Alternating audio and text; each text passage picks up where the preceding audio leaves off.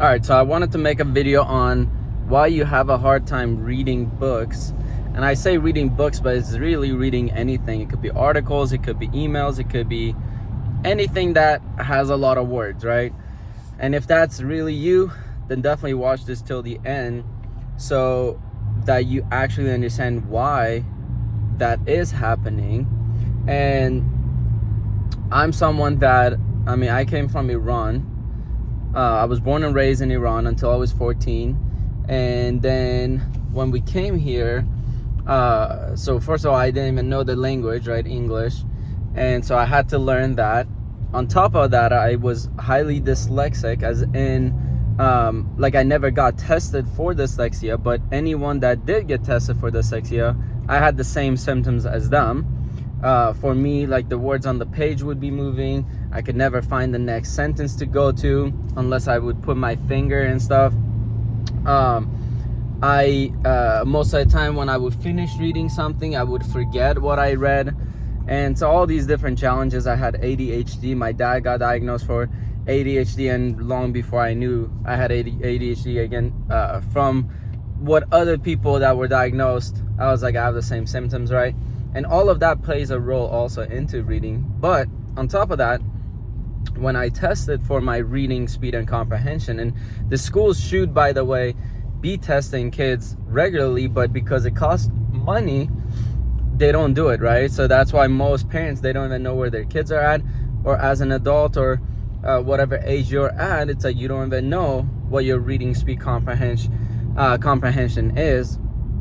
And why that's important is, you look up articles, like the average CEO makes about 100 to 200,000 more per year than the average person salary, but they could read more and comprehend more. You look at any billionaire, they read a lot and comprehend 100%. I was reading an article, many presidents read over 1,000 to 2,000 words per minute, right?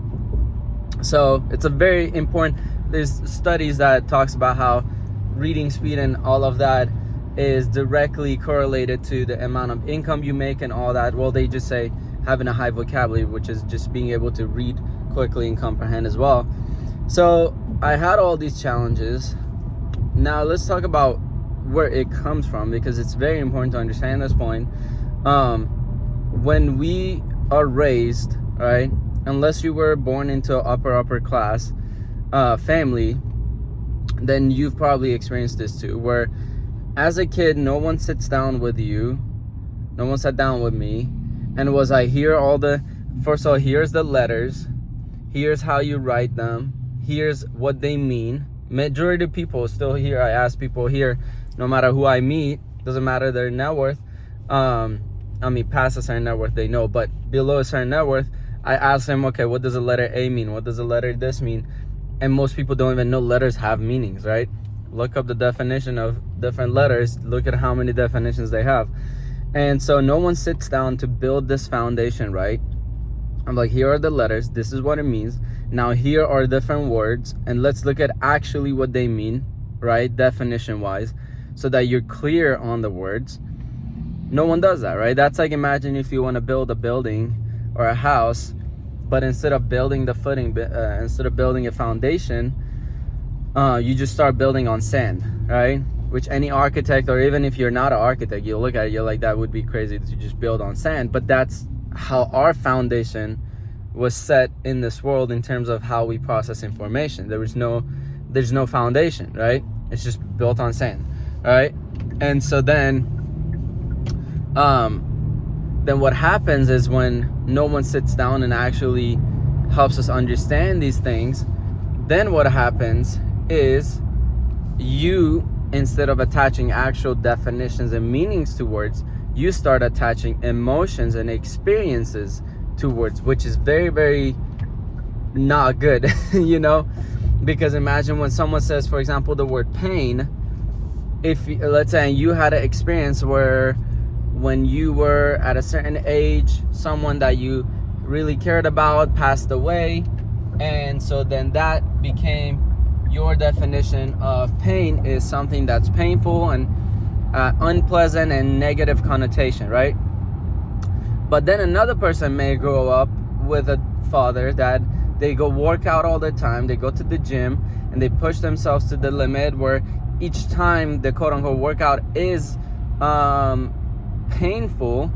And but the way that dad explains the word pain to the kid is, that's your muscles breaking down, here's the science behind it, the tissues are building back up, it's going to be stronger, and this and that, right? And that child then understands the word pain as in something good. As a matter of fact, if they don't experience pain, they think that they're not experiencing growth. So two different, same word, but two different complete meanings that people have attached based on a feeling. Now, what would be even better is actually looking up the meanings of the word pain to see, okay, what I'm experiencing, is that even the right word? Because there's several words to even define something like pain, right? You could be like sorrow, you could be like guilt, you could be like grief, right? Because all of those is a level of pain if you really think about it, but they all mean different things. That's like an example coming to my head right now. It's like, imagine most people, the way they know colors and the way I knew color, it's like, okay, the color blue, but then majority, like I learned this from women, it's like there's different shades of blue, so they're like, oh, this is baby blue, this is a sky blue, this is this blue, and I'm like, oh shit, I just thought there was blue. But you could get a lot more specific and a lot more detailed, which then you get a lot more detailed outcome, right, that you actually want. So the reason I'm explaining all of this and how it ties into reading is because when now you go to read, so you got the example of, let's say, the word pain, and you have the emotions and all that, instead of actually understanding the definitions of the word and what practically it means. Then now when you start reading a book that has full of words and you've attached full of emotions to every single word, then it's like you miss the whole point of what the author even intended to talk about or write in the first place, because they tried to say something else, but because we attach our experience and all that to the words, we think they're trying to talk about a whole nother topic. And sometimes we may even react to what we're reading and we're like, no, I don't like this, and you may even stop reading, right?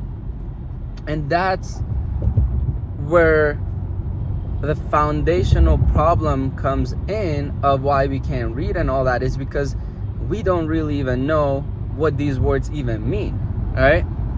Now, a solution, it's like, yeah, you could go read the dictionary, but I mean, you're still, even if you go read a dictionary and read the meanings, past a certain age, specifically around 7-8 years old, past that phase, well, in the first 7-8 years, you have something called the natural learning ability. You can look it up. It's where your body physically is integrating and learning information. That's how you learn how to walk, talk, crawl, all that stuff. All of that is a physical learning, right? But then past a certain age, 7-8 years old, then it's like your mind takes over. Your mind automates how you do things, because it's like, okay, I've had 7 years of experience. I know if you do this, this is gonna happen. So it automates all these things. But then what happens is when you grow up even older, you still make decisions based on what happened to you as a child, right? The experiences that happened to you as a child. And I work with a lot of people, and in their business, things like that, the stuff that's holding them back is because of one little thing they experienced years ago when they were 4 years old, 5 years old, right? That's where it all comes from. And so when you read a dictionary, you're not accessing that natural learning ability, because if you're old enough to watch this video, that means you're already out of that phase. Now, I was lucky at age of 19 to come across, I met some random people at an event I was at, and I was looking for something to, like, oh, I want to learn more, I want to learn faster, like, but I don't know what's out there. And then I was fortunate enough to meet some people that introduced me to this tool that freaking changed my life. And now when I first did a reading assessment test, my reading was 78 words per minute with like 10% comprehension, which is very, very below average, to last year or almost 2 years ago now, when I tested, I was reading near 600 something words per minute with 90% comprehension. And I know it because my income's gone up. Like, everything's increased way higher. The way I think, the way I look at different situations, right? My vocabulary of how I speak has changed. And so for that, if you want to learn what tool I use, then that's I have to share with you one-on-one, because I need to know who the person is, because that tool is not even advertised online or any of that stuff, because it's a very powerful technology. So but unless you go back and open up that natural learning ability, then it becomes really difficult to relearn all these words and what they mean. And then how do you even start removing the emotions and all that stuff, which there's a whole nother process I learned that helps with that as well. And so for those who are teachable and reach out to me, then I'm willing to share and discuss them with you, because they're very, very powerful, right? So, but at least now that you know where the problems begin, now you can start to begin to even come up with different solutions.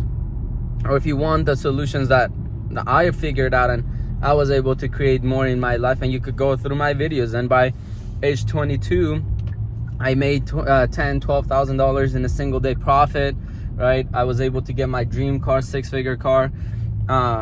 It was like around $115,000 at age 22 and all that stuff. I was able to then actually get all the stuff I wanted. So if you want all that stuff of what I figured out, then you could reach out to me. The links are in the description. And also share this with friends, family, whoever you care about, so that they know where most of their problems also comes from. Because once you at least know where they come from, then you could start to actually fix it. So yeah, gotta go. See you in the next one.